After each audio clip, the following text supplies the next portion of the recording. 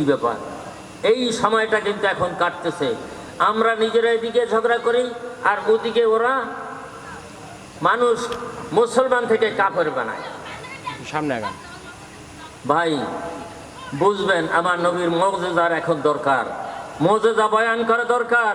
আমার নবীর অলৌকিক ঘটনাগুলো মৃত্যুল আবার প্রফেট সাল্লাল্লাহু আলাইহি সাল্লাম সাক্ষী দেবে যে তুমি নবী, তাহলে আমি মানি। আচ্ছা ঠিক আছে, যদি তাই হয়, আমাকে যদি মানোয়ার নবী গাছে যদি সাক্ষী দেয়, তা তুমি এখানে যাইয়া গাছের কাছে বলো। গাছ না বলে আপনি আমাদের সাথে গাছের কাছে চলেন। না না না, আমি গাছের কাছে যাওয়া লাগবে না, তুমি যদি গাছকে বলো, গাছ আমার কথা বলবে। হুজুর বললেন, তুমি যে বলবো ইয়া আইয়ুহাস শাজার ইন্না মুহাম্মাদান ইয়াদউক, এই গাছ মুহাম্মদ সাল্লাল্লাহু আলাইহি ওয়াসাল্লাম তোমাকে ডাকতেছে, তুমি তাড়াতাড়ি আসো। আপনারা শুনছেন এই কবিতাটা কোন সময়? সাতিশ শাজারু নাতাকাল হাজার, এই কবিতাটা শুনছেন কোন সময়? শুনছেন, আলেমরা তো জানেনি। সাতিশ শাজার নাতাকাল হাজার, পাথরের কথা বলে। বহু হাদিস দ্বারা প্রমাণিত, আল্লাহ রসুল যখন কোন পাহাড়ের কাছ দিয়ে হেঁটে যেতেন, পাহাড়টা নবী পাক সাল্লাল্লাহু আলাইহি সাল্লাম সালাম দিতেন। তো গাছটা সঙ্গে সঙ্গে সালাম দাওয়াত পাওয়ার সঙ্গে সঙ্গে গাছটা একদিকে হালাত দিল, আর একদিকে হালাত দিল, উপর হইয়া তাড়াতাড়ি রসুল পাক সাল্লাল্লাহু আলাইহি ওয়াসাল্লামের পায়ে আসিয়া কদম মুবারকের কাছে আসিয়া সিজদার মতো অবনত মস্তকে গাছটা সেখানে বসে গেল। এখন ইহুদি বলে, হ্যাঁ ঠিক আছে, এখন মুসলমান হওয়া যায়।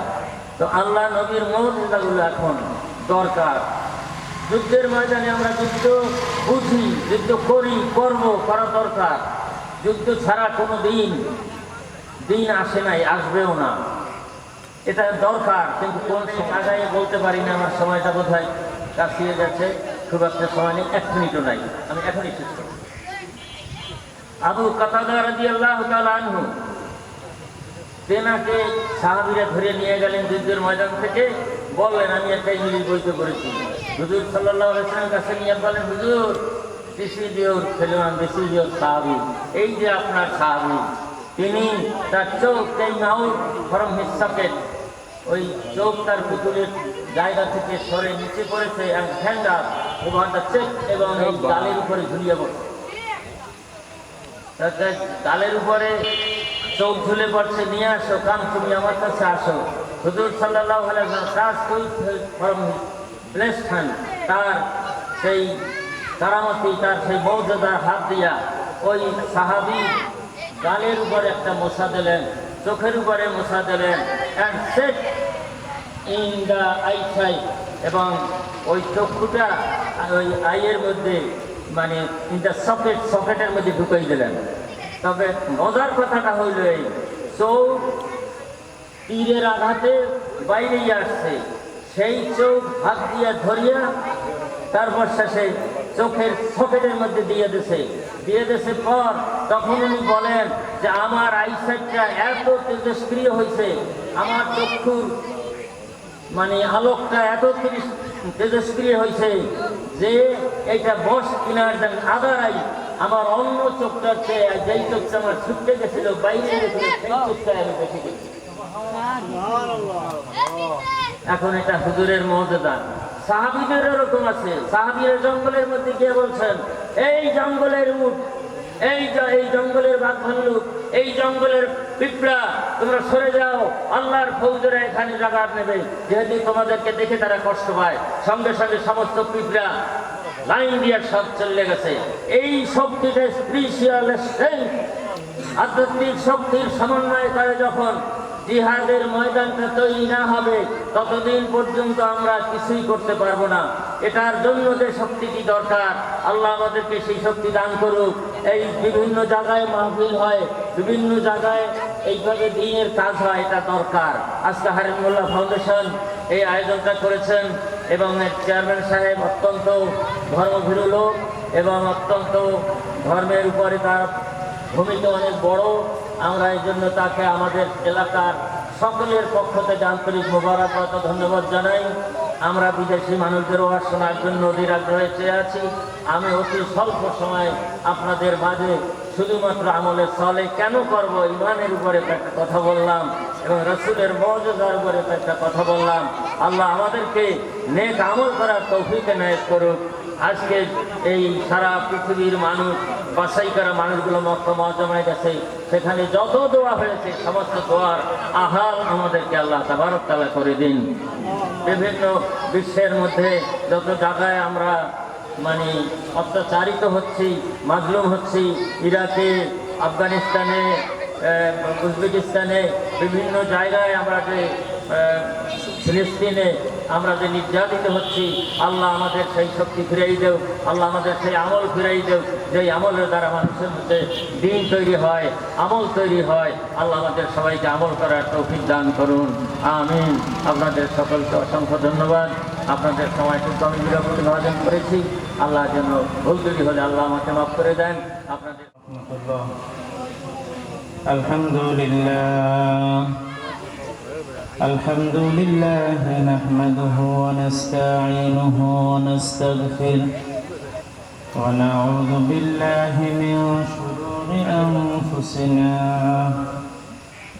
من يهد الله فلا مضل له ومن يضلل فلا هادي له ونشهد أن لا إله إلا الله وأن محمدا عبده ورسوله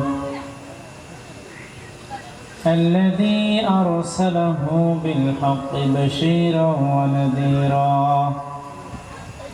وداعيا إلى الله بإذنه وسراجا منيرا فقد قال الله تعالى في كلامه المجيد وفرقان الحميد أعوذ بالله من الشيطان الرجيم بسم الله الرحمن الرحيم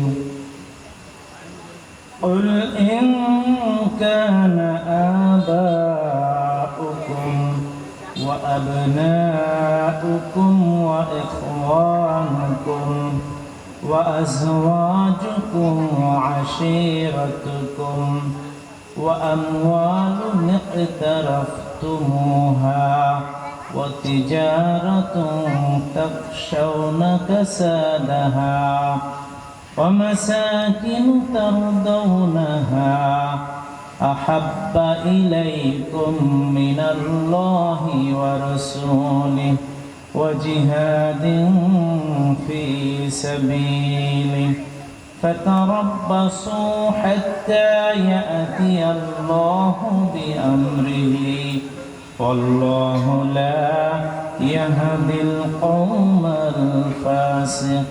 الفاسقين آمنت بالله إن الله وملائكته يصلون على النبي يا أيها الذين آمنوا صلوا عليه وسلموا تسليما الله مولانا محمد وعلى آل سيدنا مولانا محمد اللهم صل على سيدنا مولانا محمد وعلى آل سيدنا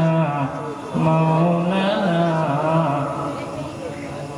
গৌরে মুসলিম গণ নবীর গুণ গৌরে পরাণ ভরিয়া সবে সাল্লে আলা গৌরে আল্লাহুম্মা সাল্লি আলা সাইয়্যিদিনা মাওলানা মুহাম্মদ سيدنا مولانا محمد দেখেন এইটা খুব বেশি গুরুত্বপূর্ণ বিধায় আল্লাহ রাব্বুল আলামিন সূরা ফাতিহার শুরুতে সেট করে দিলেন এবং এইটা আমাদের পড়তেই হয় এবং এইটা এত গুরুত্বপূর্ণ যে আমরা দেখেন এটা অনেকভাবে ব্যবহার করি। ভাই কেমন আছেন? আলহামদুলিল্লাহ। ছেলে পরীক্ষা পাশ করছে, আলহামদুলিল্লাহ। ঈদ কেমন কাটলো? আলহামদুলিল্লাহ। মাহফিলে আমরা আসতে পারছি, আলহামদুলিল্লাহ। সুন্দর আয়োজন, আলহামদুলিল্লাহ। ঠিক না? অনেক ক্ষেত্রেই এই শব্দগুলো আমরা ব্যবহার করি। আমেরিকার ডাক্তাররা প্রায় 2600 মানুষের উপরে গবেষণা করে দেখছেন যারা কৃতজ্ঞ প্রবণ হয় এদের হার্ট অ্যাটাকের ঝুঁকি কম থাকে। তাহলে আমরা হৃদয় থেকে বলতে হবে আলহামদুলিল্লাহ। কেন বলবেন?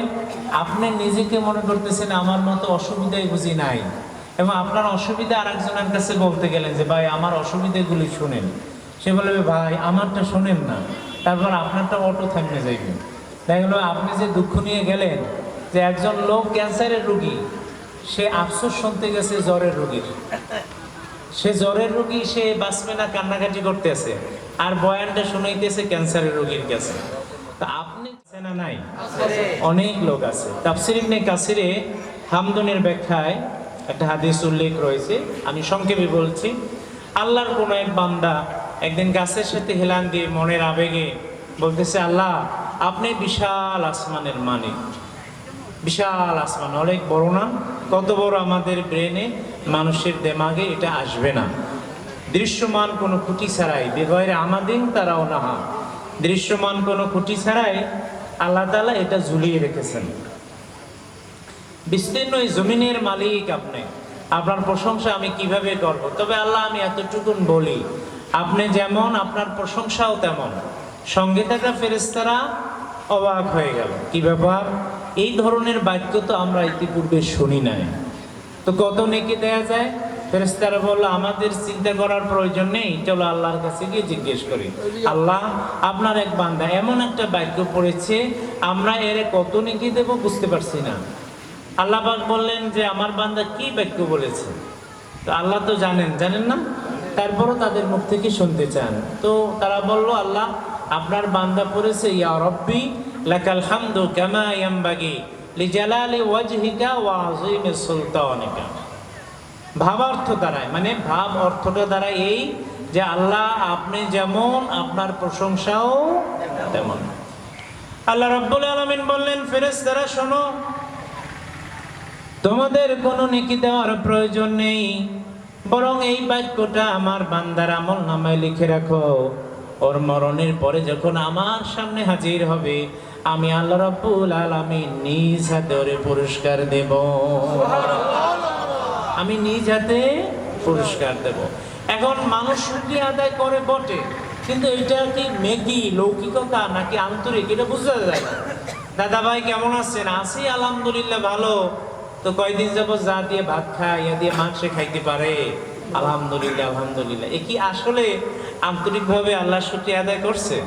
আন্তরিকভাবে আল্লাহর শুকরিয়া আদায় করেন। এখন আমার সামনে যারা আছেন, হৃদয় থেকে মন থেকে একটু খুশি হয়ে পড়েন আলহামদুলিল্লাহ। আমি আপনাদের সামনে সূরা আত-তাওবা, পরিচিত একটি সূরা, এর 24 নম্বর আয়াত আপনাদের খেদমতে একটি আয়াত তেলাওয়াত করেছি। আমার পরে সম্মানিত প্রধান মেহমান আছেন, যথাসময়ে তিনিও চলে আসবেন। তার আগ পর্যন্ত স্বল্প পরিসরে আমি আপনাদের খেদমতে কিছু কথা বলার চেষ্টা করবো ইনশাআল্লাহ। কোন সূরা বললাম? সূরা তাওবা। আয়াত নাম্বার কত? 24 নম্বর আয়াত। এখানে আয়াত প্রায় 129টির মতো আছে, 16টি রুকু আছে। মাদানী যুগের সূরা, বিসমিল্লাহ নাই। প্রত্যেক সূরার শুরুতে তো বিসমিল্লাহ আছে না? এইটার শুরুতে নাই। কোরআন যে আল্লাহর বাণী, এইটা তার বড় প্রমাণ। কারণ কি, যে 113টি সূরার শুরুতে বিসমিল্লাহ আছে। তো কেউ একজন লিখতে গিয়ে এইটাই ভাববে, মনে হয় এখানে ভুল হয়েছে, লেখে নাই, দে লাগাই দে। কিন্তু কেউ কি এই সূরার শুরুতে বিসমিল্লাহ লেখছে? কোনো প্রিন্টে ছাপা হয়েছে? না, এটা নাই। কারণ কি, আল্লাহ রাসূল বলেন নাই, সাহাবায়ে কেরাম লিখেন নাই। এইটাই ফাইনাল, যে হুবহু এই কোরআনে যা আছে, আল্লাহ রাসূল যা বলেছেন, আজও অবিকৃত অবস্থায় আমাদের কাছে আছে আলহামদুলিল্লাহ। সেই সূরার আমি 24 নম্বর আয়াত তেলাওয়াত করেছি। আল্লাহ তাআলা, আমি তো খুব লম্বা চূড়া সময় পাবো না, আর অল্প সময় আলোচনা করে লাভও নাই। অল্প সময়ের মধ্যে আপনারা মেসেজগুলো নিতে পারলেই হবে। এখানে আল্লাহ রাব্বুল আলামিন 8টা জিনিসের কথা বলেছেন, যে এই 8টা জিনিসের উপর 3টি জিনিসকে অগ্রাধিকার দিতে হবে। যদি না দাও তাহলে তোমাদের জন্য বিপদ আছে। এবং শুরুটা আল্লাহ করেছেন কুল শব্দ দিয়া। কোন শব্দ দিয়া?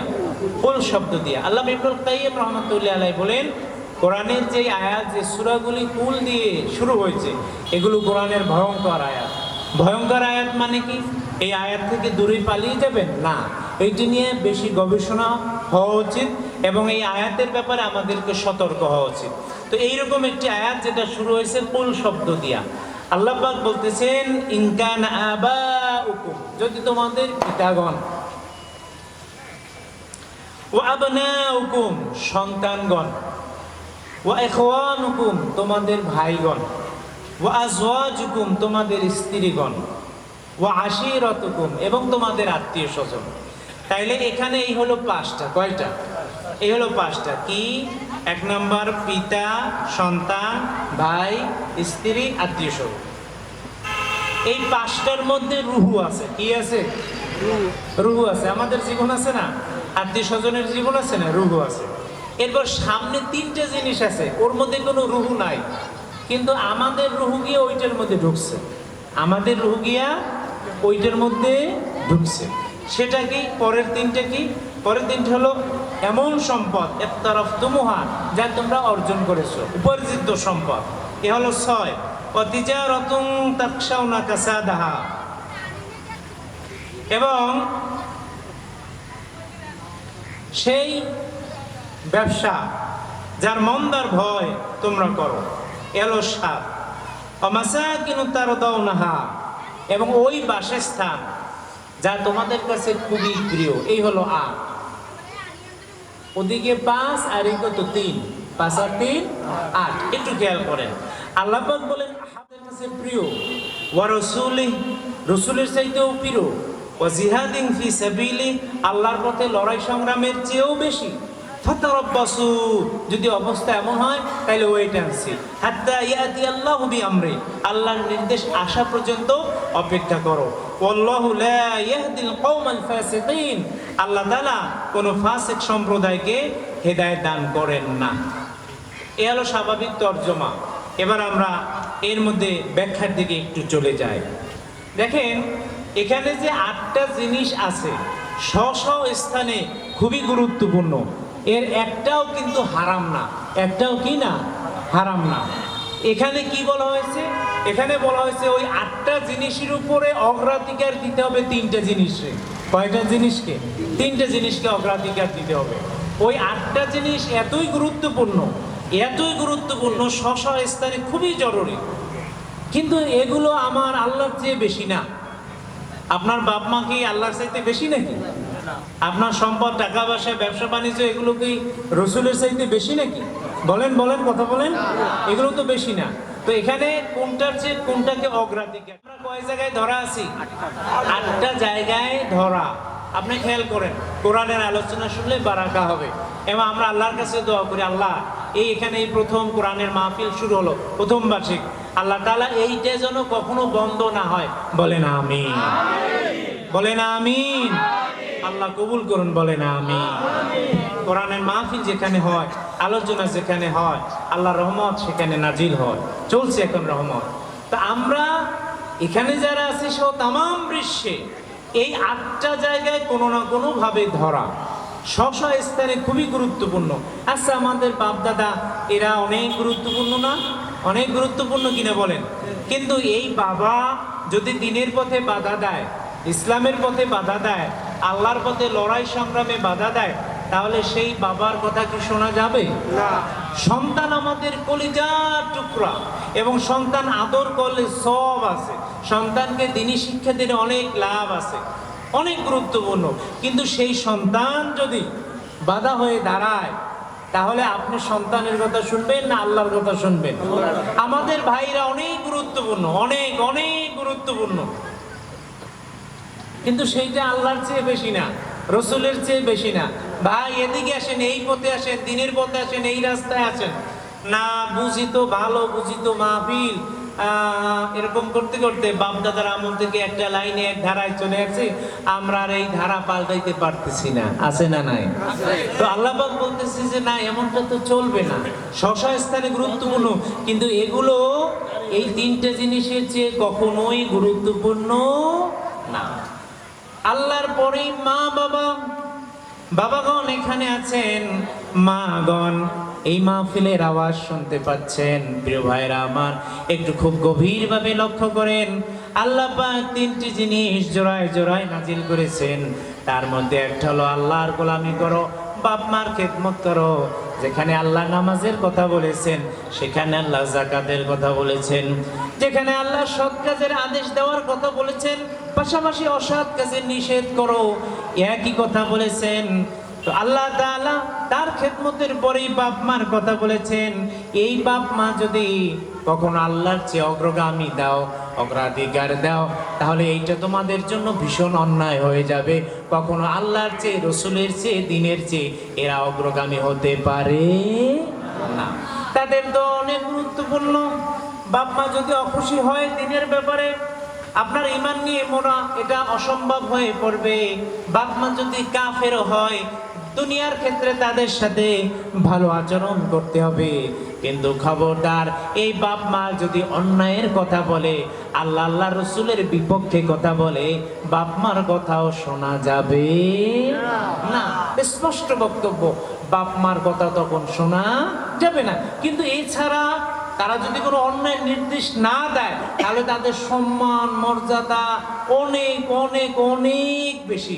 আল্লাহ নিজের বয়ান সংক্ষেপ করে বাপ মার কথা বললেন, ইম্মা ইয়াবলুগান্না ইনদাকাল কিবারা আহাদুহুমা আও কিলাহুমা ফালা তাকুল লাহুমা উফ। বাপ মা যদি তোমার জীবদ্দশায় বয়োবৃদ্ধ হয়ে যায়, মা অথবা বাবা অথবা উভয়ে, এই শব্দের চেয়ে নরমাল কোনো শব্দ যদি থাকতো, আল্লাহ পাক সেটা ব্যবহার করতেন, কিন্তু উফ শব্দের চেয়ে নরমাল কোনো শব্দ নাই।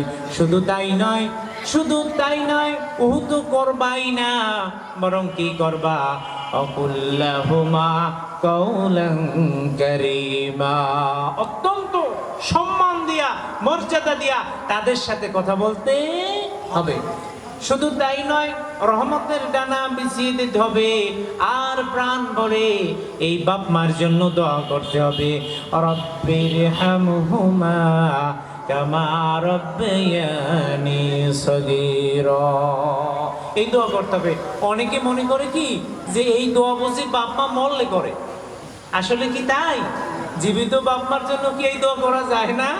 যায়। জীবিত মৃত সব বাপ মার জন্য এই দোয়া করতে হবে, এবং তাদের দোয়া আপনার জন্য। যুবক ভাইরা যারা আছেন, আপনাদের জন্য বাপ মার দোয়া কত গুরুত্বপূর্ণ। আমরা আলেম, কেউ পীর, কেউ বড় আলেম, কেউ বড় ইমাম, তাদের তো আপনার কাছে আপনার জন্য কবুল হলেও হতে পারে, না হলেও হতে পারে, 50-50। কিন্তু বাপ মা যদি আল্লাহর কাছে মুখ খুলে বলা লাগে না, শুধু এতটুকু বললে হয়, আমার ছেলেটাকে আল্লাহ তুমি রহম করিও। বাপ মার দোয়া আল্লাহ মিস করেন না। কি করেন না?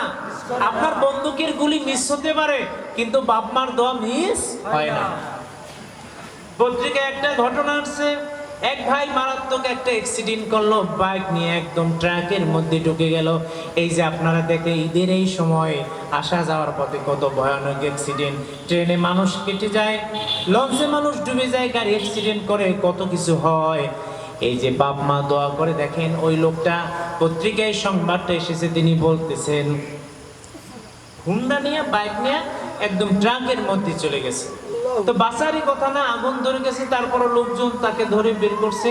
অ্যাক্সিডেন্ট একটা ভয়াবহ হয়েছে, কিন্তু দেখা গেল এই লোকটার তেমন কোনো ক্ষয়ক্ষতি হয় না, কিন্তু লোকটা একটা টেবিলে, মানে বেঞ্চের উপরে বসে কাঁদতে আছে, চোখ বেয়ে বেয়ে পানি পড়তেছে। লোকজন দেখলো যে বাঁচারও কথা না, তাহলে ব্যাপার কি ভাই, আপনার কি হলো?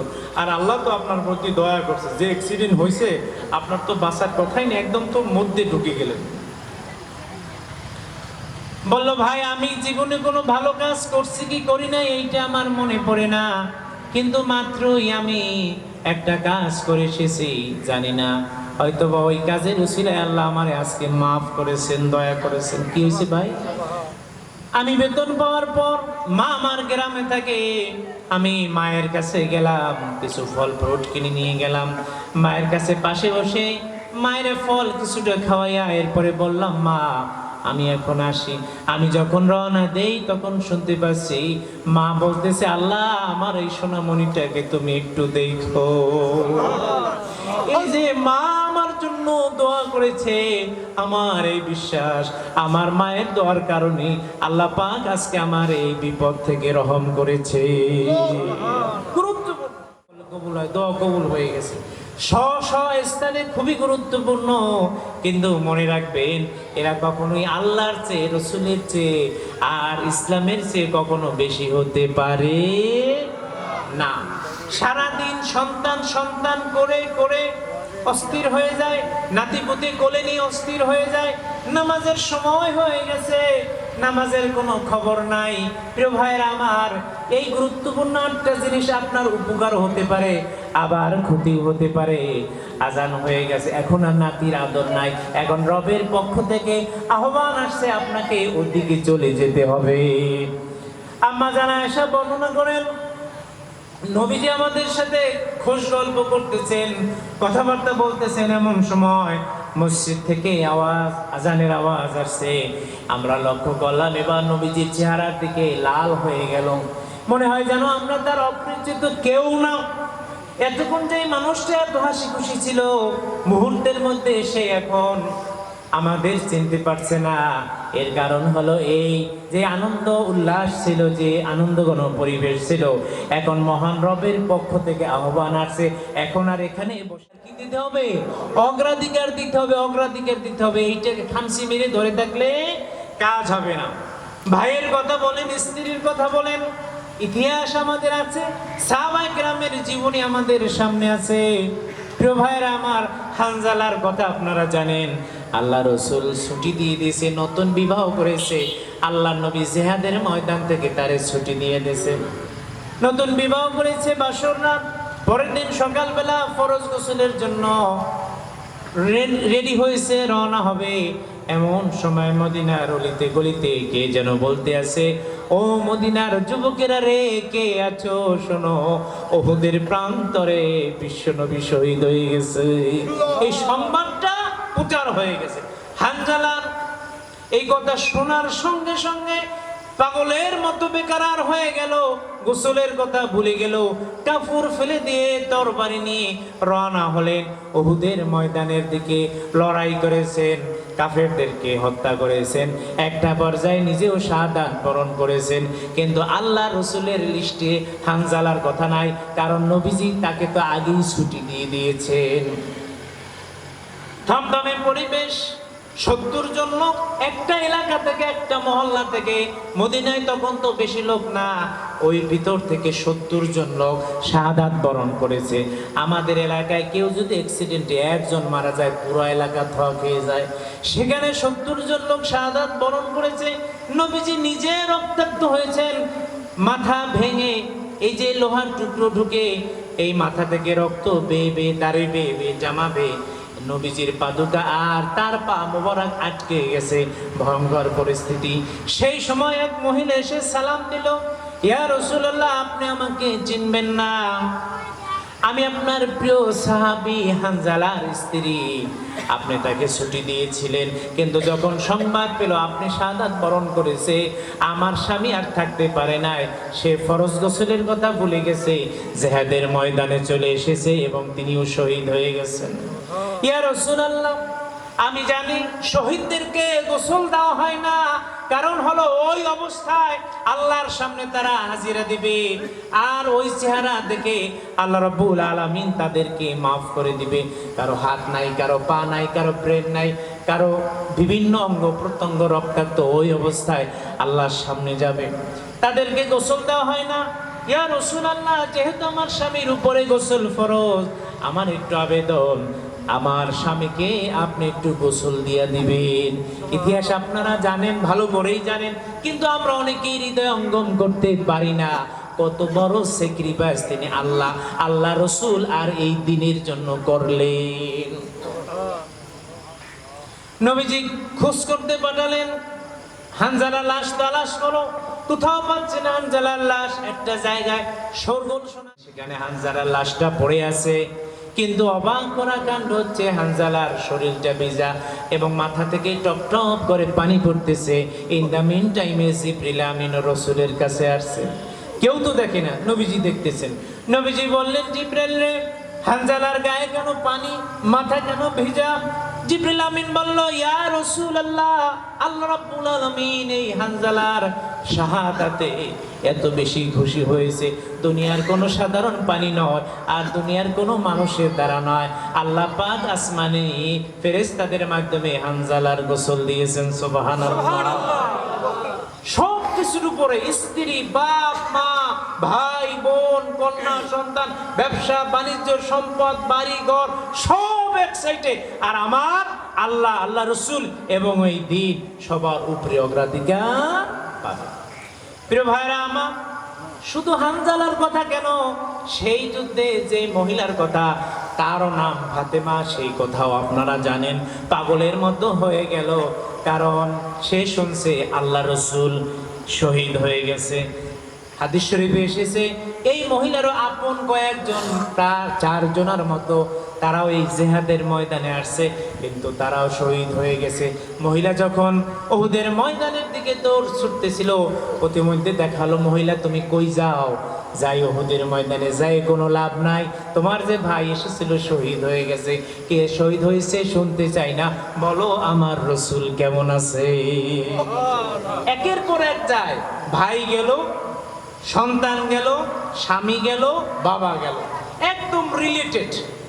এরকম করতে করতে জিহাদের ময়দানে গিয়ে সাহাবায়ে কেরাম পরিবেষ্টিত এরিয়ায় তিনি দাঁড়ালেন, আল্লাহ রসুলকে দেখলেন, বললেন, ইয়া রাসূলুল্লাহ, আমার এই কলিজার মধ্যে স্বামী হারা শোক রয়েছে, সন্তান হারা শোক রয়েছে, ভাই হারা শোক রয়েছে, বাবা হারা শোক রয়েছে।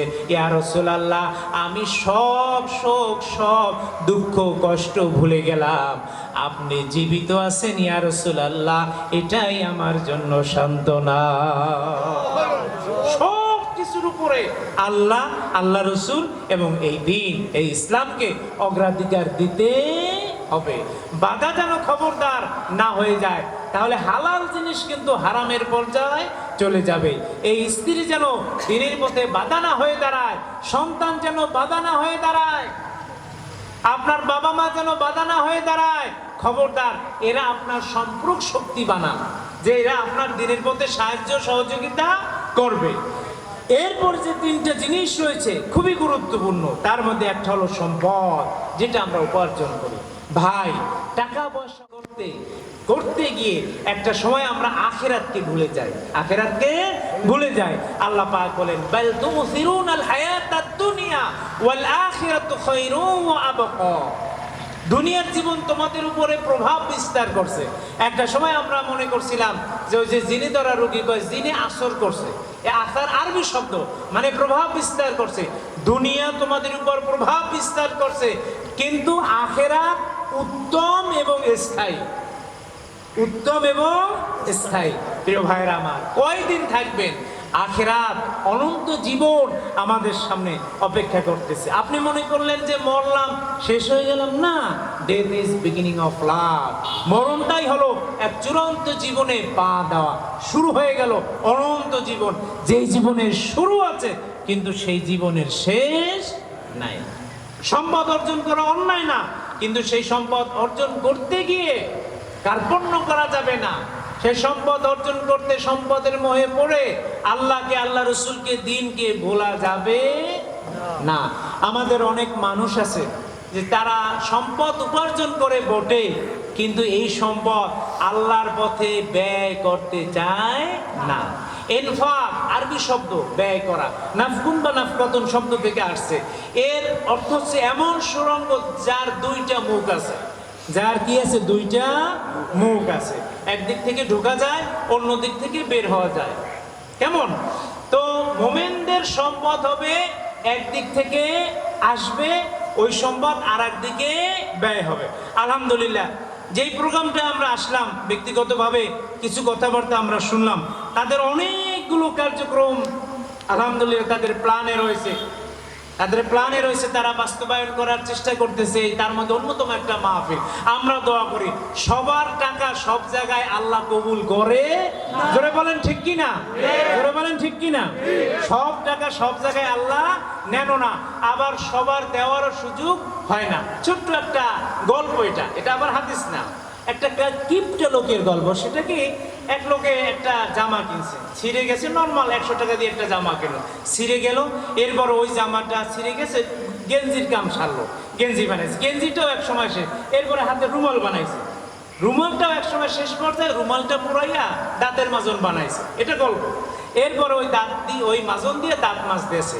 সকালবেলা যখন কুলি করতে যায়, কুলি করে ফু দিয়ে ফেলাইলো, আর বলতেছে হায় হায়, আমার 100 টাকার সম্পদ আজকে জ্বলে গেল। এরকম কিপটা আছে না নাই? ভালো আছে, মন্দও আছে। এই যে কোরবানি গেল, মাত্র কোরবানি গেল না, 1 লাখ 1.5 লাখ টাকা দিয়ে গরু কিনে না, হাফেজ দ্বারা, ইমাম দ্বারা, সম্মানিত খতিবদের দ্বারা গরু জবে করায়। দেখেন, এইটা দিতে হবে, ফরজ ওয়াজিব সুন্নাত কিছু না, এটা একটা ভালোবাসা। 1.5 লাখ টাকা দিয়ে আপনি একটা গরু কিনতে পারলেন। আমি এক জায়গায়, আমাকে এই 1.5 লাখ টাকার গরু 7 ভাগে দেশে 7-10 কে 70 টাকা। কত দিছে? খুব বেশি দিয়ে ফেলাইছে নাকি? কত দিছে? 70 টাকা। কি কোরবানিটা দিল বলেন? একজন ইমাম, একজন আলেম আপনার বাড়িতে যায়, রক্তগুলা মাখায়, আপনার সম্পদের এত বাসনা, আপনি শুধু নাম কিনবেন। যেই বেচারি গেল 1.5 লাখ টাকা খরচ করতে গেলেন, আমার অঙ্কে আমি দুর্বল, হিসাব মিলে না, 1.5 লাখ টাকায় আপনি একটা গরু কিনতে পারলেন, ইমামরে আপনি 100 টাকা দিলেন, 7 জনের, আপনার ভাগে পড়লো কয় টাকা? আর কি কোরবানি আপনি দিলেন? এটা চরম হাসতামশা, মস্কারি। এগুলো আপনি দিবেন না, কে চাইছে আপনার কাছে? এমনিতেই গেলেন, অসুবিধা কি? যখন আপনি দিবেন তখন আপনি এইটা নিয়ে মস্কারা কেন করেন বলেন? এইটা অবাক লাগে, এরা সংশোধন হয় না। বারবার বলা, এরকম করেন কেন? আপনার কোরবানি আপনি নিজে হাতে দেন, অসুবিধা কি? এটা সবচেয়ে উত্তম, ভালো, কোনো অসুবিধা নাই। কিন্তু একজনকে ডাকলেন, সেই জায়গায় সম্পদের ময়, টাকার ময়, এত কিপটামি করলো, 1.5 লাখ টাকা ওদিকে খরচ করতে পারছে, কিন্তু 1000 টাকা এদিকে খরচ করার সুযোগ তার হয় না। এই মানবতার সাথে এই মস্কারা, এগুলো বাদ দিতে হবে আমাদের। আপনারা কি রাগ করলেন নাকি? বেজার হইলেন নাকি? আমি যেটা বললাম সমাজে ঘটে কি ঘটে না? না বানাইয়ে বললাম, হয় কি হয় না? এই ঘটনা হয়, এরকম করবেন না। সেই ব্যবসা যার মন্দার ভয় তোমরা করো, মন্দার ভয় করে, দোকান আটকালে পড়ে ব্যবসা কমে যাবে, এই কারণে মসজিদে নামাজ পড়তে আসে না। কিন্তু এই লোকটা জানে না, এই পৃথিবীতে প্রত্যেকের রিজিক নির্ধারিত, প্রত্যেকের রিজিক নির্ধারিত। ও আমার লোহালিয়ার ভাই, লোহালিয়া এই জায়গা, লোহালিয়ার ভাইরা শুনুন, আপনি একটা ব্যবসা প্রতিষ্ঠান করলেন, একটা মুদি দোকান দিলেন, আরো 2-4টে উঠলো, আপনি মনে করতেছেন আপনার রিজিক শেষ হয়ে গেছে। নো, আপনার রিজিক শেষ হয় নাই, আপনার রিজিক সে পাবেও না। যার রিজিক তার, বলেন যার রিজিক তার। অনেকে বাড়িতে মেহমান আসে, ভুরুকুঞ্চিত করে, মেয়ে জামাই আসে বা ফুপু আসে, খালা আসে, চাচারা আসে, মেহমান, যাই হোক, মূল পরিচয় মেহমান।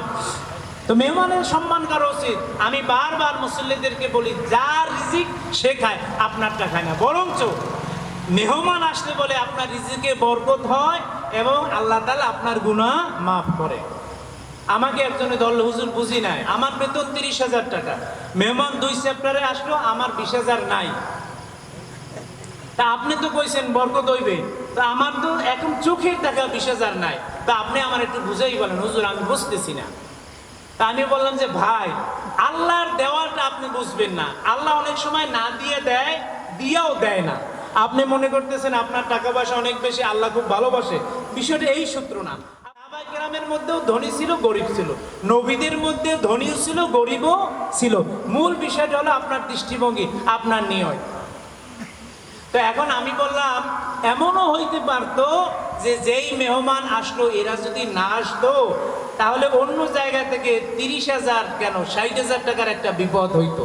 আল্লাহ তাআলা সেই মেহমানদের উসিলায় আল্লাহ মাফ করে দিয়েছে। খবরদার, আপনার খাবার খেতে বসছেন, এই সময় একজন আসছে, প্লেটে আপনার বসছে, আপনি মনে করতেছেন আরে আমারটা শেষ হয়ে গেল। নো, আপনার রিজিক অন্য কেউ খায় না, আপনার রিজিক আপনার, যার রিজিক তার। বলেন, যার রিজিক তার। আপনার রিজিক আমি পাবো না, আমার রিজিক আপনি পাবেন না।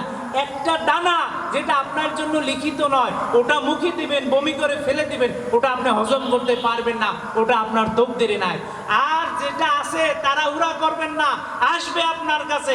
আমরা তাড়াহুড়া করতে গিয়ে হারাম পন্থা অবলম্বন করি। বিশ্বাস করেন, বিশ্বাস করেন, যেটা আপনার জন্য ওটা আসবেই আসবে। আপনাদের কি সন্দেহ হয় তাতে? কোনো সন্দেহ হয়? কোনো সন্দেহের অবকাশ নেই এখানে, এটা আসবেই আসবে। প্রিয় ভাইরা, এমন কোনো ঘটনা নেই যে কোনো একটা লোক ভুলে মারা যায়নি, মালাকুল মউত তাকে দেখতে পায়নি, বয়স এখন 200-300 বছর হয়ে গেছে। আছে এরকম লোক? আছে? বলেন, মৃত্যু নির্ধারিত না? বলেন, মৃত্যু নির্ধারিত না? মানুষ অনেক সময় বলে না খাইয়ে মরে। আর কে কয় না খাইয়ে মরে? না খাইয়ে কেউ মরতে পারে না। যার যতটুকু রিজিক ওটা খাওয়ার পরেই তার মৃত্যু হবে। ওই রিজিক না পাওয়ার আগ পর্যন্ত তার মরণ হবে না। আল্লাহ কাউকে দিয়ে পরীক্ষা করেন, আবার কাউকে আল্লাহ তাআলা না দিয়া পরীক্ষা করেন। আমাদের কোনো ফাঁকি চুকি নাই, আমাদের সবটাই আশ্চর্যের বিষয়। আপনি খেলেন, বলেন আলহামদুলিল্লাহ, না খেয়ে থাকলেন, ধৈর্য ধরলেন, তাতেও আল্লাহ পাক নেকি দিবেন। প্রিয় ভাইরা আমার, সেই বাসস্থান, যেই বাসস্থানটা তোমরা খুব পছন্দ করো, মাসাকিনু তারদাউনাহা, বাড়ি ঘর খুব পছন্দ। দেখেন, শয়তান অনেকে, শয়তান বুঝিয়ে বুঝিয়ে ধোঁকা দেয়। সবাইকে একই লেভেলের ধোঁকা শয়তান দেয় না। একটু ভালো করে খেয়াল করুন। আপনি 5 ওয়াক্ত নামাজ পড়েন, একদম আন্তরিকতার সাথে, ভালোবাসার সাথে নামাজ পড়েন, স্থির হয়ে যায়, আছে না নাই? একটা বিল্ডিং এর কালার করবে, সেইটা নিয়ে তার নামাজ রোজা বাদ দিয়ে ওইটার দিকে তাকাই অস্থির হয়ে যায়। কাজটা হালাল, কিন্তু এত ভাবে নিচ্ছে সে, যেটা হারামের পর্যায়ে ঢুকে যায়। এই জিনিসগুলো আমরা মোমেন্ট যারা আছি, অনেক সময় আমাদের মেমোরিতে এইটা আসে না যে অনেক সময় শয়তান হারাম কাজে না, অপেক্ষাকৃত হালাল কাজে আপনাকে ব্যস্ত রাখবে, যে আপনি ওই সময়টা তার থেকে আরো ভালো গুরুত্বপূর্ণ কল্যাণের কাজে আপনি ব্যয় করতে পারতেন, কিন্তু আপনি ব্যয় করলেন না। মিয়ানমারের সেই মুজাহিদরা, মুসলমানেরা একটা পর্যায়ে আফসোস করে বলতেছিল যে হায় আফসোস যে আমরা এই বাসস্থান ছেড়ে যাই নাই, বাড়ির মায়া, বাড়ির মহব্বতে আমরা বের হই নাই, আজকে সেই বাড়ি থেকে আমাদেরকে বের করে দেওয়া হলো। প্রিয় ভাইরা আমার, ওই বাড়িতে কি আমরা চিরজীবন থাকতে পারবো? পারবো না। বাড়ি আপনার দরকার, আলহামদুলিল্লাহ, সেখানে কোরআন তেলাওয়াত হোক, নামাজ রোজা হোক, আলহামদুলিল্লাহ, এটা আপনার দরকার। কিন্তু আপনি যদি ওই বাড়ির মহব্বতে ঘর থেকে বের না হন, মসজিদে না আসেন, দিনের পথে না আসেন, তাহলে ওই বাড়ি আপনার জন্য কাল হয়ে দাঁড়াবে। তাহলে আমরা আগে বললাম 5টা, এরপর বললাম 3টা। এই 5 আর 3টা শশা জায়গায় খুবই গুরুত্বপূর্ণ। কিন্তু খবরদার, আল্লাহ বলতেছেন আহাব্বা ইলাইকুম মিনাল্লাহ, এটা কি আল্লাহর চাইতেও বেশি প্রিয়? না। বলেন না। এটা কি আল্লাহর চাইতেও বেশি প্রিয়? না। এটা কি রসুলের চাইতেও বেশি প্রিয়? না। এটা কি ইসলামের চাইতেও বেশি প্রিয়? না। শশা স্থানে থাকবে, কিন্তু আমরা গুরুত্ব দেব আল্লাহকে, আল্লাহ রসুলকে এবং এই দিনের পথকে। যদি এইটা বেশি হয়ে যায়, আল্লাহ পাক বলেন অপেক্ষা করো, তোমাদের জন্য শাস্তি আসবে। প্রিয় ভাইরা, আজকে অত্যন্ত দুঃখের সাথে, পরিতাপের সাথে বলতে হয়, সমাজে যা পাপ, অশ্লীলতা, বেহাপনা, অঘটন, খুন, ধর্ষণ যা চলতেছে, সুস্থ বিবেক দিয়ে চিন্তা করলে আমরা স্থির থাকতে পারি না। বিবেক সম্পন্ন লোক স্থির থাকতে পারে না। আমরা রামিসা সহ আরো আয়েশা সহ কত ছোট্ট শিশুর ধর্ষণের ঘটনা আমরা জানি, কিন্তু এর সুষ্ঠু বিচার হচ্ছে না। আজকে আমরা এই তাফসীর মাহফিল থেকে শুধু বিবেকের ধারণায় বলতেছি, প্রিয় ভাই, মানব রচিত মতবাদ দিয়া এই সমাজে শান্তি আসবে না। Back to the Quran, back to the Islam. এই ইসলামের দিকে আসতে হবে। কোরআন কারো না, আল্লাহ কারো একার না, ইসলাম কারো একার না, এগুলো আমাদের সবার। জোরে বলেন ঠিক কিনা? মানুষ সৃষ্টি করেছেন আল্লাহ, এবং এই মানুষের শান্তি কিভাবে আসবে তাও বলে দিতে পারেন আল্লাহ। আমরা যদি এই জিনিসগুলোকে, এই 8টা জিনিসকে স্থানে রাখি, কিন্তু 3টা জিনিসের উপরে কখনো রাখবো না, যদি এইটা গুরুত্ব দিতে পারি আল্লাহকে, আল্লাহ রসুলকে এবং এই দিনকে, তাহলে আমাদের এই সমাজে শান্তি আসবে। আল্লাহ পাক আমাদেরকে বোঝার তৌফিক দান করুন। আমিন। ওয়া আখির দাওয়ানা আনিল হামদুলিল্লাহি রাব্বিল আলামিন। আসসালামু আলাইকুম ওয়া রাহমাতুল্লাহ। কেউ হবে না ভেবে দেখো, কেউ হবে না তোমার সঙ্গের সাথী, কার লাগিয়া কান্দ দিবা রাতি। আলহামদুলিল্লাহ, আমাদের প্রধান অতিথি আমাদের মাঝে এসে পৌঁছে গেছেন। আলহামদুলিল্লাহ, এখন আপনাদের সামনে গুরুত্বপূর্ণ বয়ান পেশ করবেন আজকের মাহফিলের প্রধান অতিথি, বিশিষ্ট ইসলামের চিন্তাবিদ, প্রখ্যাত আলিমে দ্বীন জনাব হযরত মাওলানা আলী হায়দার নিজামী, জনাব হযরত মাওলানা আলী হায়দার নিজামী, অধ্যক্ষ মোহাম্মদপুর বিআর আলিম মাদ্রাসা, খতিব বাইতুল মনির জামে মসজিদ, মিরপুর 1, ঢাকা। হুজুরকে তার মূল্যবান বয়ান পেশ করার জন্য বিনীতভাবে অনুরোধ করছি।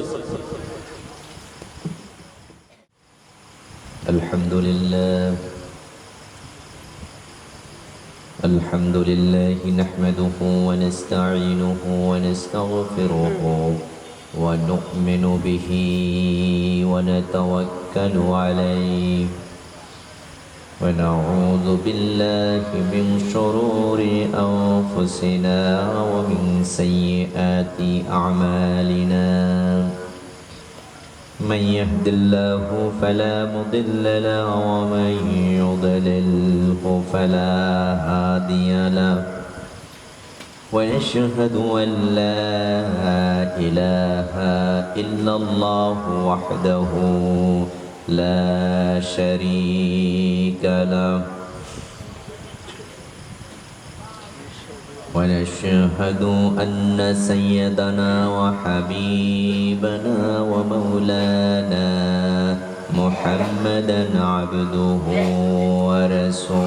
ورسوله الذي أرسل رسوله بالحق بشيرا ونذيرا وداعيا إلى الله بإذنه وسراجا منيرا. فقد قال الله تعالى في كلامه المجيد والفرقانه الحميد: أعوذ بالله من الشيطان الرجيم.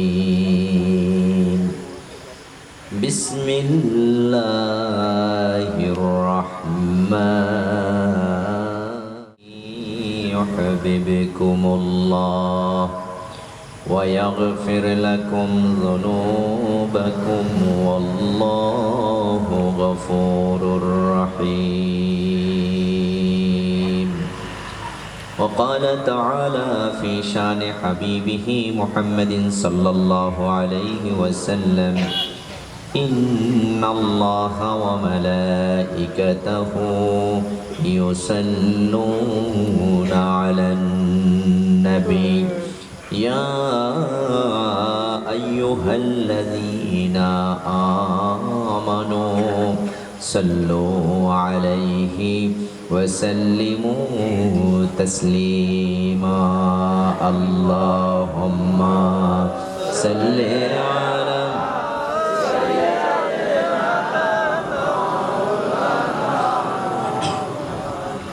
وعلى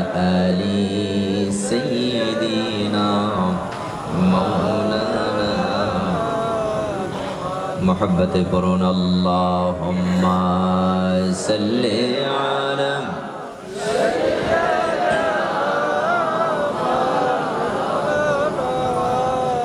وعلى آل سيدنا مولانا لا إله إلا الله لا إله إلا الله لا إله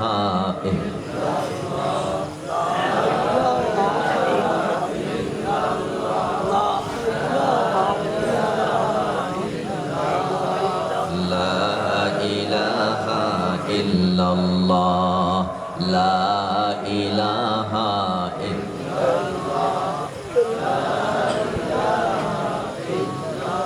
حسبي ربي جل الله ما في قلبي غير الله نور محمد صلى الله لا إله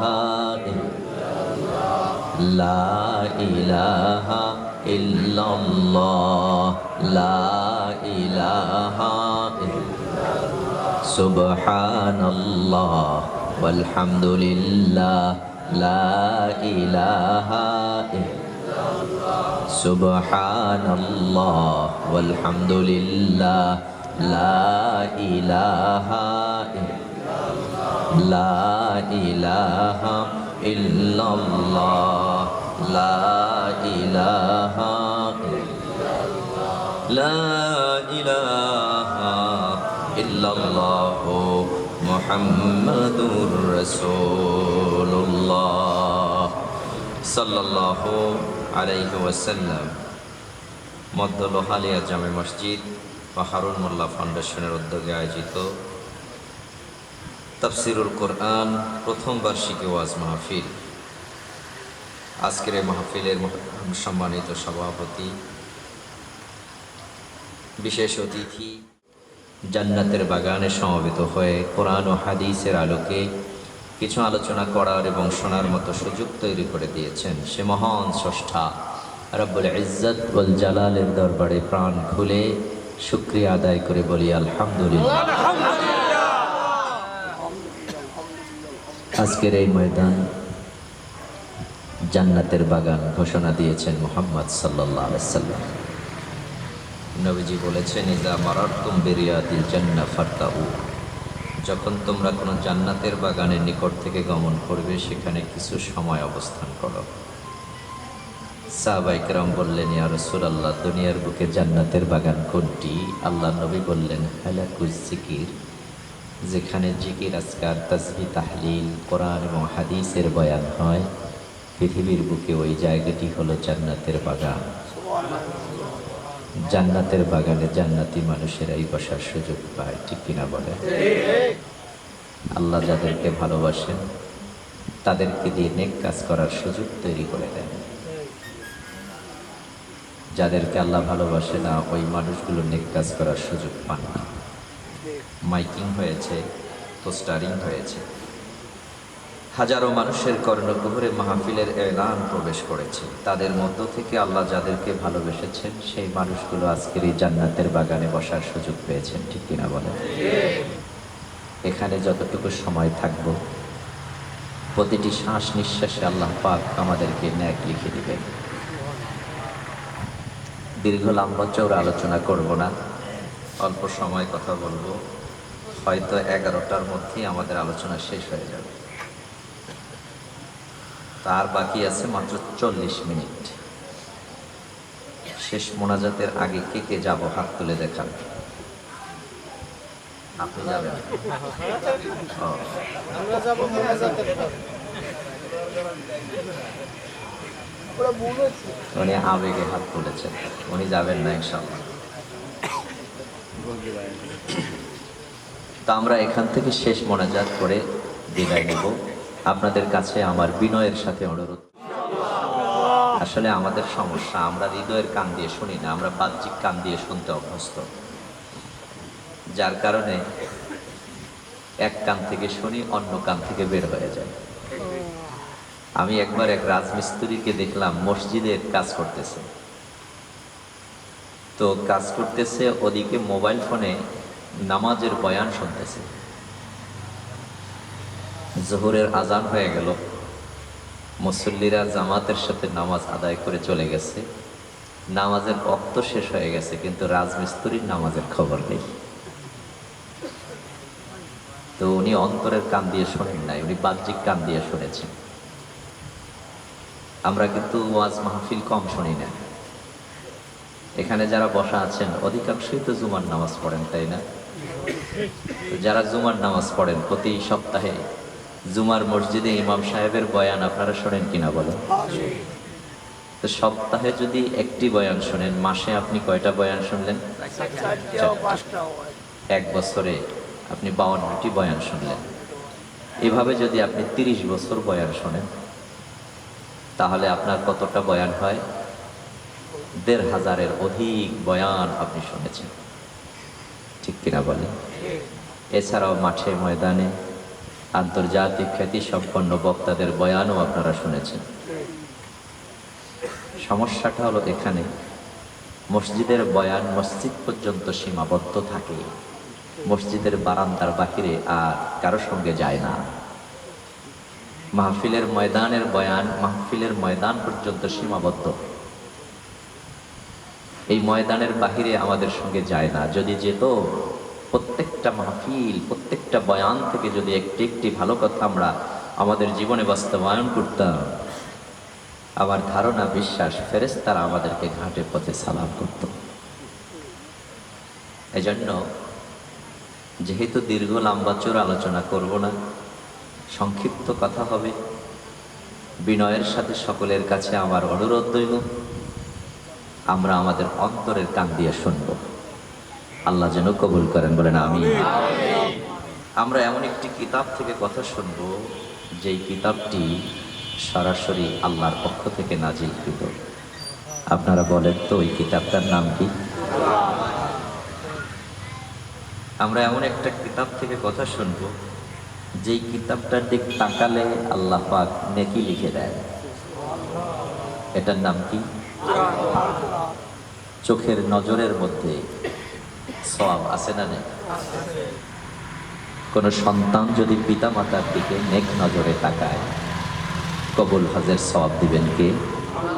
সিয়ামিহা ওয়া কিয়ামিহা। কোন আলেমের দিকে যদি মোহাব্বত, ভালোবাসা, মায়ার নজরে তাকায়, আহাব্বু ইলাইয়া মিন সানাতি সিয়ামিহা ওয়া কিয়ামিহা, আল্লাহর নবী বলেন আমার কাছে এতটা প্রিয় যে 1 বছর রোজা রেখে এবং দাঁড়িয়ে ইবাদতের চেয়ে উত্তম। তাহলে চোখের নজরের মধ্যেও সওয়াব। বাইতুল্লাহর দিক তাকালে সওয়াব দিবেন কে? আবার কোরআনের দিক তাকালেও সওয়াব দিবেন কে? এমন একটা কিতাব থেকে আমরা কথা শুনবো, যেই কিতাবটা পড়লে পরে অক্ষর গুণে সওয়াব দেওয়া হয়। সুবহানাল্লাহ বলেন। পৃথিবীতে এমন কোনো কিতাব নেই যেই কিতাব পড়লে আপনি অক্ষর গুণে সওয়াব পাবেন। মুহাম্মদুর রাসূলুল্লাহ সাল্লাল্লাহু আলাইহি সাল্লাম বলেছেন, মান কারাআ হারফাম মিন কিতাবিল্লাহ ফালাহু হাসানাতুন ওয়াল হাসানাতু বিআশারি আমসালিহা লা আকুলু আলিফ লাম মিম হারফুন বাল আলিফু হারফুন লাম হারফুন মিম হারফুন। আল্লাহ নবী বলছেন, মান কারাআ, যে ব্যক্তি পাঠ করে, হারফাম মিন কিতাবিল্লাহ, আল্লাহর এই কিতাবের একটা হরফ। কয়টা হরফ? ফালাহু হাসানাতুন, তার জন্য রয়েছে একটা নেকি। ওয়াল হাসানাতু বিআশারি আমসালিহা, ওই নেকিটাকে আল্লাহ পাক 10 গুণ পর্যন্ত বাড়ায় দেয়। তাহলে একটি হরফ পড়লে কয়টা নেকি পাওয়া যাবে? 10টা নেকি। আবার রাসূল সাল্লাল্লাহু আলাইহি ওয়াসাল্লাম আরো ওপেনলি খোলাখুলি বলছেন, লা আকুলু আলিফ লাম মিম হারফুন বাল আলিফ হারফুন লাম হারফুন মিম হারফুন। আমার নবী বলছেন, আমি বলি না যে আলিফ লাম মিম একটা হরফ, এটা আমি বলি না। বাল আলিফ হারফুন লাম হারফুন মিম হারফুন, যে ব্যক্তি আলিফ লাম মিম পড়বে, পড়ার সঙ্গে সঙ্গে তার আমলনামায় আল্লাহ পাক 30টি নেকি লিখে দিবে। আমরা এমন একটা কিতাব থেকে কথা শুনব, যেই কিতাবটি কিয়ামতের ময়দানে পাঠকারীর জন্য আল্লাহর দরবারে সুপারিশ করবেন। সুবহানাল্লাহ বলেন। রাসূলুল্লাহ সাল্লাল্লাহু আলাইহি সাল্লাম বলেছেন, ইকরাউল কোরআন ফাইন্নাহু ইয়াতি ইয়াউমাল কিয়ামাতি শাফিআন লিআসহাবিহি। আল্লাহর নবী বলছেন, ইকরাউল কোরআন, তোমরা কোরআন পড়ো। ফাইন্নাহু ইয়াতি ইয়াউমাল কিয়ামাতি শাফিআন লিআসহাবিহি। যে ব্যক্তি দুনিয়ার বুকে কোরআন পড়বে, এই কোরআন কিয়ামতের ময়দানে আল্লাহর দরবারে তার জন্য সুপারিশ করবে। এখানেই ক্ষান্ত নয়, রাসূল সাল্লাল্লাহু আলাইহি ওয়াসাল্লাম বলছেন, আসিয়ামু ওয়াল কোরআন ইয়াশফাআনি লিল আবদ। রমজান মাসের রোজা এবং কোরআন আল্লাহর দরবারে বান্দার জন্য সুপারিশ করবে। রমজান মাসের রোজা এবং কোরআন ইয়াশফাআনি লিল আবদ, বান্দার জন্য আল্লাহর দরবারে সুপারিশ করবে। কোরআন বলবে, আয় রব নাওমা ফিল লাইল ফাশাক্কানি ফি। কোরআন বলবে, আয় রব, হে আমার আল্লাহ, হে আমার রব, ইন্নী মানাতুহুন নাওমা ফিল লাইল, তোমার এই বান্দারে আমি রাতের বেলা ঘুমাতে দেই নাই, ও রাতের বেলা জাগ্রত হয়ে আমি কোরআনকে তেলাওয়াত করেছে, সুতরাং ফাশাক্কানি ফি, আমার সুপারিশ তুমি তার জন্য কবুল করো। আল্লাহ বলবেন, কোরআনের সুপারিশ, রাসূলুল্লাহ বলছেন, কোরআনের সুপারিশ আল্লাহ তখন কবুল করবেন। আবার দুনিয়ার বুকে যে ব্যক্তি কোরআন পড়বে না, কোরআনের বিরোধিতা করবে, কোরআনের মজলিসে বসবে না, কোরআন থেকে দূরে থাকবে, যারা কোরআনের মজলিসে বসবে না, যাদের কাছে কোরআনের মজলিস ভালো নয়, কোরআনের মজলিস যাদের কাছে ভালো লাগে না, এদের ব্যাপারে আল্লাহ পাক কোরআনে কারীমের মধ্যে বলেছেন, মান আ'রাদা আন যিকরি ফাইন্না লাহু মাঈশাতান দানকাম ওয়া নাহশুরুহু ইয়াওমাল কিয়ামাতি আ'মা। যারা দুনিয়ার বুকে কোরআন শুনতে চাইবে না, কোরআনের কাছে বসবে না, কোরআনের মজলিস যাদের কাছে ভালো লাগবে না, ফাইন্নাহু মাঈশাতান দানকা, দুনিয়ার জীবন হবে তাদের লাঞ্ছনার জীবন। আর কিয়ামতের ময়দানে ওয়া নাহশুরুহু ইয়াওমাল কিয়ামাতি আমা, আল্লাহ বলছেন আমি তাদেরকে কিয়ামতে অন্ধ করে উঠাবো। যাদের কাছে কোরআন ভালো লাগবে না, কোরআনের মজলিস ভালো না, কোরআনের মাইকিং হয়েছে, আসতে এখানে পছন্দ না, মজা লাগে না, কিয়ামতের ময়দানে ওদেরকে আল্লাহ পাক অন্ধ করে উঠাবেন। আবার যে ব্যক্তি কোরআন পড়বে না, এটাকে অবজ্ঞা করবে, জুজদানে পেঁচাইয়া ঘরের তাকের উপর রেখে দিবে। এই কোরআন কিয়ামতের ময়দানে তার বিরুদ্ধে আল্লাহর দরবারে মামলা দায়ের করবে। আমি বলছি না, এই কোরআন কিয়ামতের ময়দানে আল্লাহর দরবারে মামলা দায়ের করবে, কোরআনের জবান খুলে যাবে।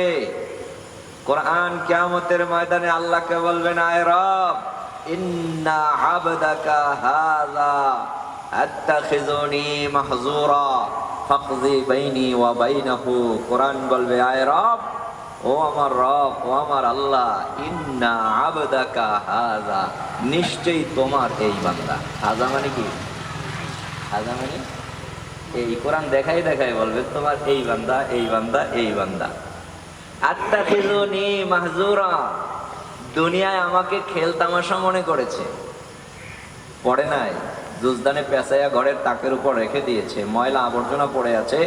স্ত্রী কয়েকদিন পর স্বামীকে ডেকে ডেকে বলছে, শোনো, ঘরের মধ্যে যে কোরআন কারীমটা রেখেছো, ময়লা আবর্জনা পড়ে আছে, কোরআনের অসম্মান হয়, সুতরাং এই কোরআনটা আর ঘরে রাখো না, মসজিদে রেখে আসো। কোরআন বলবে, আল্লাহ, ঘরেও রাখে নাই, শেষ পর্যন্ত ঘর থেকে আমাকে বের করে মসজিদে পাঠিয়ে দিয়েছে, সুতরাং ফাকযি বাইনি ওয়া বাইনাহু, আজ ওর আর আমার মাঝে তুমি ফয়সালা করে দাও। তাহলে কোরআন কিয়ামতের ময়দানে আপনার, যদি আপনি কোরআন না পড়েন, একটা জিনিস মনে রাখবেন, যে ব্যক্তি দুনিয়ার বুকে কোরআন পড়বে না, কোরআন শিখবে না, সে ব্যক্তি কবরে 3 প্রশ্নের জবাব দিতে পারবে না। বুঝতে পারছেন? কবরে কয়টা প্রশ্ন হবে? কয়টা? তিনটা তো সবার জন্য। পৃথিবীর সকল মানুষের তিনটা, হিন্দু বলেন, বৌদ্ধ বলেন, খ্রিস্টান বলেন, ইহুদি বলেন, যোগী, সাঁওতাল, নাগাছি, মুসলমান, সব ধর্মের মানুষের জন্য কবরে তিনটা প্রশ্ন হবে। দুনিয়ার বুকে যে কোরআন পড়বে না, কোরআন শিখবে না, ওই ব্যক্তি কবরের 3 প্রশ্নের জবাব দিতে পারবে না।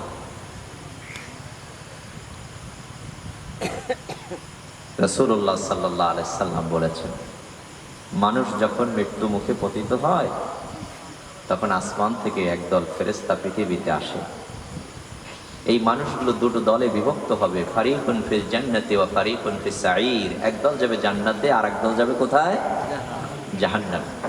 জান্নাতি মানুষ এবং জাহান্নামী মানুষ উভয় তো মৃত্যুবরণ করতে হবে, ঠিক কিনা বলেন? পৃথিবীতে কেউ চিরস্থায়ী থাকতে পারবেন? সে জান্নাতি হোক আর জাহান্নামী হোক, উভয় কি কবরে যেতে হবে, মৃত্যুবরণ করতে হবে। এখন এই জান্নাতি মানুষ এবং জাহান্নামী মানুষ যখন মৃত্যু মুখে পতিত হয়, রাসূলুল্লাহ সাল্লাল্লাহু আলাইহি সাল্লাম বলছেন, জান্নাতি মানুষ মৃত্যু মুখে পতিত হওয়ার সময় আসমান থেকে একদল ফেরেশতা পৃথিবীতে আসে। যেই ফেরেশতাদের চেহারার উজ্জ্বলতা এত যে সূর্যের আলো পর্যন্ত ম্লান হয়ে যায়। এই ফেরেশতাদের হাতে থাকে কাফানুম মিন আকফানিল জান্নাহ ওয়া হুনুতুম মিন হুনুতিল জান্নাহ। রাসূল সাল্লাল্লাহু আলাইহি ওয়াসাল্লাম বলছেন, জান্নাতি সাদা রেশমি কাফনের কাপড় এবং জান্নাতি সুঘ্রাণ নিয়ে ওই জান্নাতি মানুষটার রূহ যখন কবজ করা হয়, আসমান থেকে একদল ফেরেশতা আগমন করে হাত্তা মাদ্দা বাসারিহি, ওই নেককার আল্লাহওয়ালা জান্নাতি মানুষটার চোখের পাওয়ার যত দূর যায় অত দূর সেই ফেরেশতারা বসে থাকে। আমার নবী বলছেন, সুম্মা জাআ মালাকুল মউত, এরপর মালাকুল মউত আজরাইল চলে আসে, জালাসা ইনদা রাসিহি, ওই আল্লাহওয়ালা নেককার মানুষটার মাথার কিনারে বসে, বৈশা আস্তে করে ডাক দেয়, ইয়া আইয়াতুহার রূহুত তাইয়্যিব উখরুজি ইলা মাগফিরাতিম মির রাব্বিকুম ওয়া রিদওয়ানা। মালাকুল মউত আজরাইল আল্লাহওয়ালা নেককার মানুষটার মাথার কিনারে বসে ডাক দিয়া বলছে, হে পবিত্র আত্মা, তুমি বের হয়ে আসো, ইলা মাগফিরাতিম মির রাব্বিকুম ওয়া রিদওয়ানা, তোমার রবের ক্ষমা তোমার উপর, তোমার রব তোমার প্রতি সন্তুষ্ট, সুতরাং রবের সন্তুষ্টি চিত্তে তুমি বের হয়ে আসো। আল্লাহওয়ালা মানুষটার রূহটা আজরাইলের ডাকের সঙ্গে সঙ্গে এত স্মুথলি বের হয়ে আসে, আমার নবী উদাহরণ দিয়ে বলছেন যে একটা পানির পাত্রের মধ্য থেকে এক ফোঁটা পানি যেভাবে আস্তে করে চুয়ায়া বের হয়ে আসে, সেভাবে করে আল্লাহওয়ালা নেককার মানুষটার রূহটা আজরাইলের মুঠার মধ্যে চলে আসে। একটা বাচ্চা শিশু মায়ের কোলে দুগ্ধ পান করে যেভাবে আস্তে করে ঘুমিয়ে যায়, আল্লাহওয়ালা নেককার মানুষটা সেভাবে মৃত্যুর কোলে ঘুমিয়ে যায়। রূহটা এখন কার হাতে? আজরাইলের হাতে। কার হাতে? আজরাইলের হাতে। রাসূলুল্লাহ সাল্লাল্লাহু আলাইহি ওয়াসাল্লাম বলেন যে আজরাইলের হাতে রূহটা যাওয়ার সাথে সাথে ওই যে আসমান থেকে একদল ফেরেশতা আগমন করেছিল সাদা রেশমি কাফনের কাপড় আর সুগন্ধি নিয়ে, ওই ফেরেশতারা মুহূর্তের মধ্যে আজরাইলের হাত থেকে রূহটাকে ছিনায় নেয়। ছিনায় নিয়ে জান্নাতি সাদা রেশমি কাফনের কাপড়ের মধ্যে রূহটাকে পেঁচায়, এরপর জান্নাতি সুঘ্রাণ মেখে এই রূহটাকে নিয়ে আসমানের দিকে উঠতে থাকে। আল্লাহু আকবার। প্রতিমধ্যে অনেক ফেরেশতাদের সঙ্গে সাক্ষাৎ হয়, এই রূহটার থেকে সুঘ্রাণ ছড়াতে থাকে। ফেরেশতারা তখন জিজ্ঞাসা করতে থাকে, যে সমস্ত ফেরেশতাদের সঙ্গে প্রতিমধ্যে সাক্ষাৎ হয় ওনারা বলতে থাকে, মান হাযার রূহুত তাইয়্যিব, এই পবিত্র রূহটা কার? ওই ফেরেশতারা তখন বলে, ফুলান ইবনে ফুলানিন, এ অমুকের ছেলে অমুক। পরিচয় শোনার সাথে সাথে ফেরেশতারা তার প্রশংসা করতে থাকে, লোকটা বড় ভালো ছিল, নেককার ছিল, মুত্তাকি ছিল, পরহেজগার ছিল। বাহ, কত না ভালো মানুষ ছিল। তার উত্তম উত্তম নাম ধরে ধরে ডাকতে থাকে। এবার স্লোগান দিতে দিতে ফেরেশতারা ওই রূহটাকে নিয়ে প্রথম আসমানের কিনারে চলে যায়। প্রথম আসমানের দারোয়ান ফেরেশতারা এদের কাছে দরজা খোলার জন্য যখন আবেদন পেশ করে, দারোয়ান ফেরেশতারা তখন জিজ্ঞাসা করে, ওনাকে আনার জন্য কি আপনাদেরকে অনুমতি দেওয়া হয়েছে? তারা বলেন, হ্যাঁ, অনুমতি দেওয়া হয়েছে। ওই ফেরেশতারা ওই লোকটার প্রশংসা করে আর আসমানের দরওয়াজা উন্মুক্ত করে দেয়। রূহটাকে নিয়ে প্রথম আসমান পার হয়ে দ্বিতীয় আসমানে চলে যায়। এভাবে দ্বিতীয় আসমান, তৃতীয় আসমান, চতুর্থ আসমান, পঞ্চম আসমান, ষষ্ঠ আসমান পাড়ি দিয়ে সপ্তম আসমানে যখন উপনীত হয়, তখন আমার আল্লাহ পাক ডাক দিয়া বলেন, উক্তুব কিতাবাহু ফিল ইল্লিয়িন, আমার এই বান্দার আমলনামা ইল্লিনে লিপিবদ্ধ করে রাখো। এবার আল্লাহ ডাক দিয়া বলেন, যাও, এই রূহটাকে নিয়ে আবার কবরে চলে যাও। কারণ আল্লাহ বলেন, আমি মানুষদেরকে সৃষ্টি করেছি মাটি থেকে, মিনহা খালাকনাকুম